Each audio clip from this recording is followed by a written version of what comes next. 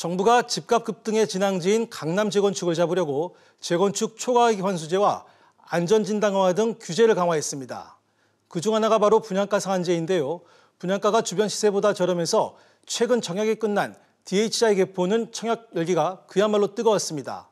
청약 광풍의 원인부터 살펴보겠습니다. 자, 본격적인 얘기에 앞서 DHI 개포 견본주택 공개 첫날 현장 열기가 어느 정도였는지 준비된 화면부터 확인해 보겠습니다. 입장을 기다리는 줄이 끝이 안 보일 정도입니다. 바로 옆 주차장에는 사람과 승용차, 지방에서 올라온 전세버스까지 발 디딜 틈이 없습니다. 오전 10시에 문을 연 DHI 견본주택에는 새벽부터 수천 명이 몰려 긴 대기줄이 만들어졌고 하루 종일 북새통을 이뤘습니다. 입장을 기다리는 줄이 보시는 것처럼 견본주택과 바로 옆 건물 주차장을 가득 메웠습니다. 새벽 6시부터 손님들이 줄을 서기 시작하셨고요. 이례적으로 이렇게 일찍부터 선 거는 처음이라고 저도 상당히 당황하고 있습니다. 방문객들은 시세 차익에 대한 기대감을 감추지 않았습니다. 가능성은 거의 없는데 로또니까 그런 기회를 한번 보고 해보려고 하는 거죠. 제가 당첨됐다고 생각해보면은 뭐 돈 있는 사람들이야 그냥 살 수도 있는데 나중에 입주 시기 이후에 피 받고 팔지 않을까요? 사람들이 프리미엄을 보고 오는 그런 느낌 같아, 내가 볼 때는. 프리미엄 아니면 뭔 나라고 15억, 16억을 주고 살 겁니까? 중도금 대출이 막혔는데도 오늘 하루 견본주택을 찾은 사람은 10,000명이 넘었습니다. 분양가를 감안하면 최소 7에서 8억 원의 현금을 들고 있는 실수요자와 청약 조건을 확인하려는 사람들이 전국에서 몰렸다는 분석입니다. 정부에서 위장 전입을 조사한다고 하니까 저희 같은 사람들이 이 아파트를 구매하기에는 더 유리한 것 같습니다. 앞서 국토부는 자금 출처 조사와 함께 청약 가점을 높이기 위한 위장 전입 실태를 철저히 들여다보겠다고 예고한 바 있습니다. 현금 부자들만의 잔치라는 곱지 않은 시선에도 DH자이는 견본주택 개관 첫날부터 인산인해를 이뤘습니다. 정부가 중도금 대출도 막고 위장 전입이나 세무조사도 강화한다고 예고했는데도 청약 열기가 정말 대단했습니다. 자, 이광호 기자. 네. 그 10만 청약설이 돌기도 했던 그 DHI 개포와 주요 강남권 재건축 단지 순위 청약이 마감됐죠. 네. 먼저 그 DHI 개포 1순위 청약 결과 어땠습니까? 네, 뭐 10만 청약설까지 돌았습니다만 그보다는 좀 적은 사람들이 찾았습니다. 네. 전체 3만 1,000여 명이 몰려서 평균 경쟁률은 25대 1을 기록을 했고요. 최고 경쟁률은 90.7대 1이었습니다. 예상보다 낮기는 하지만 이 아파트 물량이 2,000가구에 육박했던 데다가 대출까지 안 됐던 점을 감안하면 여전히 많은 사람들이 청약을 신청했다는 평가입니다. 그렇군요. 이와 함께 관심을 모았던 그 노년 아이파크 재건축 분양단지도 그 1순위 청약 결과가 나왔죠? 네, 노년 아이파크는 그 DH자이 개포처럼 물량이 많은 단지는 아닙니다. 네. 일반 공급으로 76가구가 분양이 됐는데 1,400명가량이 접수를 해서 평균 경쟁률 18.3대 1을 기록했습니다. 주상복합 아파트로 소형 평수가 많아서 실수요자의 관심이 높았던 것으로 평가됩니다. 그렇군요. 그 DH자이는 그 다른 재건축 아파트에 비해서 분양 물량도 많고 네. 주변 시세보다 분양가가 저렴해서 로또를 꿈꾸면서 인파가 몰린 거 아닙니까? 네, 그렇습니다. 예상되는 시세 차익 어느 정도였습니까? 네, DH자이 개포 남서쪽에 위치한 레미안 루체하임이라는 재건축 단지가 있습니다. 지난 2016년 6월에 분양을 했는데 이 분양권 전매 제한이 시행되기 전이어서 분양권을 사고 팔 수가 있어서 시세가 형성이 돼 있는데요. 이 아파트 분양가가 3.3제곱미터당 평균 3,730만 원이었는데 지금 전용 84제곱미터 기준으로 시세가 20억 원에 육박합니다. 프리미엄이 6억 원가량 붙은 건데요. 네. DH자이 개포 역시 입지가 비슷하고 신축 아파트인 만큼 비슷한 수준의 시세 차익을 누릴 수 있지 않겠냐는 기대감이 부풀고 있습니다. 그렇군요. 그 당첨만 되면 앉아서 그 수억 원의 시세 차익을 기대할 수 있어서 로또 아파트라는 건데요. 자, 최소호 기자. 네. 그런데 분양가가 9억 원 이상이면 중도금 대출이 안 되잖아요. 예. 그 목돈이 없으면 당첨돼도 계약하기 어려운 경우도 꽤 있을 텐데 이렇게 되면 그 미계약이 발생할 그럴 가능성도 있는 거죠? 네. 실제로 올해 초에 과천에서 분양했던 또 다른 로또 청약 단지에서는 네. 일반 분양 물량의 20%가 5분의 1 가량이 미계약이 발생한 적이 있었는데요. 예. 뭐 동호수 추첨을 했는데 마음에 들지 않거나 아니면 자금 여력 생각하지 않고 일단 뭐 묻지마 청약식으로 청약을 했다가 예. 자금 조달에 실패해서 계약을 이제 못한 경우인데요. 네. DH자에는 이런 경우를 좀 막기 위해서 예비 당첨자 자체를 2배수로 좀 뽑았습니다. 그렇군요. 그러니까 예비 당첨자까지 넘어서 만약 미계약분이 발생할지는 좀 두고 봐야 될 것 같은데요. 예. 혹시나 이 미계약분이 발생하더라도 사실 이 건설사 입장에서는 별로 걱정하지 않고 있는 것 같습니다. 이 미계약분이 발생하면 100% 이제 추첨에 의해서 소진이 되는데 네. 뭐 청약 통장이 없어도 되고요. 또 집을 여러 채 갖고 있어도 되고 아무런 제약이 없기 때문에 돈만 있다면 미계약분에 대해서 본인들이 이제 신청을 할 수 있습니다. 네. 앞서 이제 미계약이 이제 발생했던 그 과천 로또 단지 같은 경우도 미계약이 발생하긴 했는데 네. 이제 아무런 조건 없이 이제 당첨 추첨을 했는데 10대 1이라는 경쟁률이 나왔거든요. 예.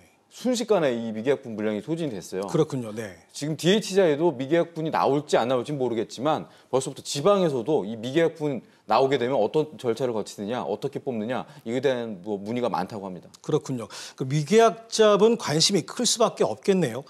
그 중도금 대출이 막히다 보니 그 지인이나 친지들끼리 돈을 모아서 투자하려는 그런 경우도 있다면서요. 네, 그런 경우도 심심찮게 있기는 합니다만 네. 기본적으로는 자금력이 있는 사람들이 DH자의 계포에 많이 달려드는 모양새입니다. 그렇군요. 네. 인근 전세 거주자들, 그러니까 강남권이다 보니까 아무래도 전세 가격도 높을 수밖에 없겠죠. 네. 이 전세금을 활용을 하거나 아니면 부족한 돈은 현금으로 이제 채워서 마련하겠다. 네. 뭐 이런 정도의 자금 조달 계획이 현장에서 가장 흔히 들을 수 있던 계획이었습니다. 그렇군요. 네. 그런데 그 DH자의 중도금 대출이 막히다 보니까 결국 돈 있는 사람들, 현금 부자들이 기회를 잡았다 이런 지적들이 나오고 있는데 네. 그래서 지금 금수저 청약 논란이 일고 있는 거죠. 네, 그런 별명이 붙었죠. 금수저 청약이다 뭐 이렇게 됐는데 네. 지난 19일 DH자의 특별공급 1순위 청약 결과가 발표가 됐는데요. 네. 여기에 만 19세를 간 넘긴 1999년생이 포함돼 있었습니다. 이 분양가가 12억 원대로 계약금과 중도금까지 최소한 8억 원은 현금으로 마련을 해야 하는데 네. 결국은 부모의 증여로 분양을 받을 수밖에 없는 상황이 될 것으로 보입니다. 친혼부부 특별 분양의 경우 부부 합산 소득 7천만 원이 한도가 되고 다자녀 특별공급 역시 무주택 기간이 최소 10년을 넘기면서 6세 미만 영유아 자녀가 3명 이상 있어야 됩니다. 네. 이런 조건을 가진 사람 중에 10억 원대 중반 아파트를 현금으로 살 수 있는 사람이 뭐 얼마나 그렇죠. 되겠습니까? 그래서 부모나 친척으로부터 자금을 지원받는 소위 금수저 청약이라는 말이 끊임없이 나오는 이유입니다. 그렇군요. 그런데 그 사회적 약자를 배려하기 위해 우선 제공되는 것이 특별 공급인데 그 DH자의 계포처럼 고가 아파트에는 이런 기준이 안 맞는 것 아닙니까? 네, 그렇습니다. 그래서 아예 뭐 일정 가격 이상의 아파트는 그 특별 공급 대상에서 제외해야 되는 것 아니냐 뭐 이런 네. 목소리도 좀 나오고 있습니다. 말씀하신 것처럼 애초에 특별 공급이 이 상대적 취약계층에게 내 집 마련의 기회를 만들어 주자 뭐 이런 취지로 그렇죠. 도입이 된 건데 10억 원짜리 아파트를 사는 사람들이 과연 취약계층이 맞느냐 뭐 이런 논리이고요. 네. 또 이 특별 공급 자체에도 다양한 대안이 필요하다는 이야기가 나옵니다. 우선 상환 능력이 있는 계층은 대출을 허용해야 되는 것 아니냐 이런 주장도 있고 예. 특별 공급 기준 자체를 완화해야 한다는 주장이 있습니다. 특히 신혼부부의 경우는 결혼 후에 3년만 신혼부부로 인정이 되고 소득 기준도 너무 낮다는 말이 많은 상황입니다. 정부는 그 투기 세력 차단과 실소유자 위주의 분양을 강조했습니다. 그래서 사실상 로또 청약 단지를 겨냥해서 편법으로 그 청약 점수를 높이려는 경우도 꼼꼼히 들여다보고 네. 그 현미경 조사하겠다 이렇게 밝혔죠. 네, 특히 이제 85제곱미터 이하 물량 같은 경우는 100% 다 이 가점제가 적용되기 때문에 네. 당첨되기 위해서는 뭐 최소한 뭐 65점 이상 뭐 70점대까지 나왔었거든요. 예.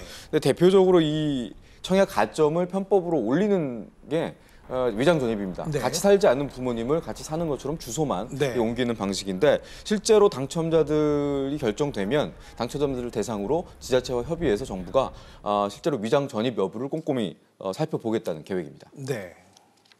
그 당첨자들은 그 위장 전입 조사의 관문을 넘어도 예. 그 자금 출처나 편법 증여 같은 또 다른 관문이 남게 되는 거죠. 네, 이제 국토부는 청약 당첨자들에 대해서 자금 마련 계획서를 받고 실제로 분양 대금을 어떻게 조달했는지 이 부분을 들여다보겠다는 건데요. 예. 부모의 도움을 받아서 분양 대금을 납부할 경우 증여세가 발생하니까 증여세를 세금을 제대로 내는지 이 부분을 좀 철저히 조사하겠다 이런 취지인 것 같고요. 네. 특히나 이제 오는 4월부터는 국세청이 이 부동산 편법 증여에 대해서 들여다보는 기준이 있는데 이 기준을 좀 팍팍하게 가서 이 대상을 확대하겠다라는 계획을 밝히기도 했습니다. 네.